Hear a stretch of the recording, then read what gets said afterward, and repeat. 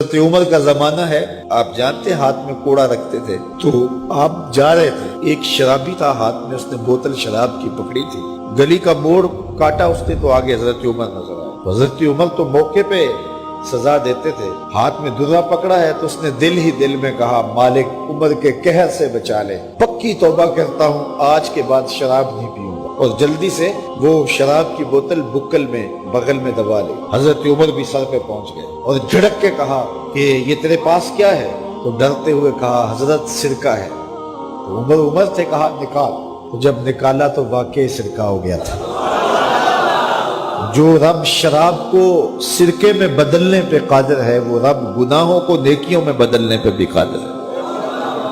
تو اس کے در پہ کوئی آئے تو صحیح، جھولی پھیلائے تو صحیح، ہم تو مائل بکرم ہیں، کوئی سائل ہی نہیں، راہ دکھلائیں کسے، راہ روے منزل ہی نہیں۔ کوئی اس کی دہلیز پہ تو آئے، اس کی چوکھٹ پہ تو آئے، بلکہ اس کی رحمتیں تو بہانے ڈھونڈتی ہیں۔ بشر حافی ایک بہت بڑے شرابی تھے اور زندگی شراب کے نشے میں دھت گزرتی تھی۔ ایک دن گلی سے گزر رہے تھے، کاغذ کا ایک ٹکڑا دیکھا، اس پہ رب کا نام لکھا تھا۔ یار بندہ گناہ گار ہو بے ادب نہ ہو، گناہ گار ہو بے ادب نہ ہو۔ تو کاغذ کے ٹکڑے پہ رب کا نام لکھا تھا، اس کو اٹھایا، چوما، صاف کیا، خوشبو لگائی اور اونچی جگہ پہ رکھ دیا کہ یہ میرے رب کا نام ہے، اور شراب پینے پھر میخانے میں چلے گئے۔ وقت کے ولی کو الہام ہوا، جا ڈھونڈ بشر کو اور میرا سلام دے، اور اسے کہہ کہ تیرے رب نے تیرے سارے گناہ معاف کر دیے۔ نکلا، پوچھا بشر کون ہے؟ لوگوں نے کہا وہ تو بہت بڑا شرابی ہے۔ اللہ اکبر۔ گھر پوچھا، کہا وہ شراب خانے میں۔ شراب خانے میں پیچھے چلے گئے۔ وقت کا ولی اللہ شراب خانے کے دروازے پہ دستک دے رہا ہے۔ اندر سے آواز آئی، کون؟ نام بتایا، کہا میں بشر کو ملنا چاہتا ہوں۔ کہا وہ تو نشے میں دھت پڑا ہے۔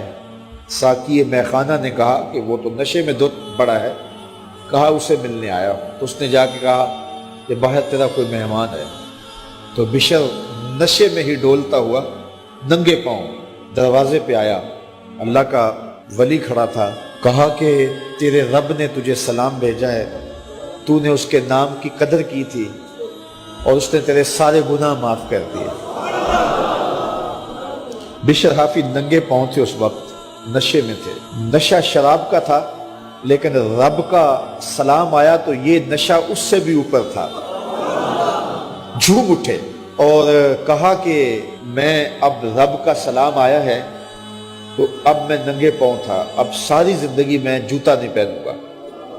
عربی میں حافی ننگے پاؤں والے کو کہتے ہیں، تو بشر حافی کو بشر حافی اس لیے کہتے ہیں کہ وہ ساری زندگی پھر برہنہ پا رہے، انہوں نے کبھی بھی جوتا نہیں پہنا تھا، زندگی بدل گئی لیکن پاؤں میں جوتے نہیں پہنتے تھے کہ میرے رب کا سندیسہ جب میرے نام آیا تھا، میری جب تقدیر بدلی تھی، میرے رب نے جب مجھے محبت نامہ بھیجا تھا، مجھے سلام بھیجا تھا، پیغام بھیجا تھا، تو میرے پاؤں میں جوتا نہیں تھا۔ تو بشر حافی جوتا نہیں پہنتے تھے، تو رب نے کرم یہ کیا کہ بشر حافی نے گھر سے مسجد میں جانے کے لیے جو راستہ اختیار کرنا ہوتا تھا، اس راستے پر جانور گوبر نہیں کیا کرتے تھے، جانور لیت نہیں کیا کرتے تھے۔ یہ بشر حافی کی گزرگاہ ہے۔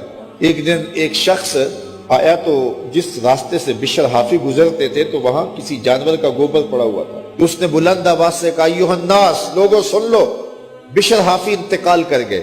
لوگوں نے کہا تمہیں کس نے بتایا ہے؟ کہا یہ گوبر پڑا ہوا ہے، اس کا مطلب ہے کہ آج بشر حافی اس گلی سے نہیں گزریں گے۔ تو جب پتہ کیا گیا تو حضرت بشر حافی کا واقعہ انتقال ہو گیا۔ کوئی سچی توبہ کرے تو صحیح، کوئی اس کی دہلیز تو آئے تو صحیح، ہم تو مائل بکرم ہیں، کوئی سائل ہی نہیں، راہ دکھلائیں کسے، راہ روے منزل ہی نہیں۔ کوئی جھولی تو پھیلائے، وہ تو کریم ہے، اس کی تو رحمتیں آواز دے رہی ہیں، یا ایھا الانسان ما غرک بربک الکریم، او بھاگے ہوئے انسان، آجا پلٹ کے، تیرا رب بڑا کریم ہے۔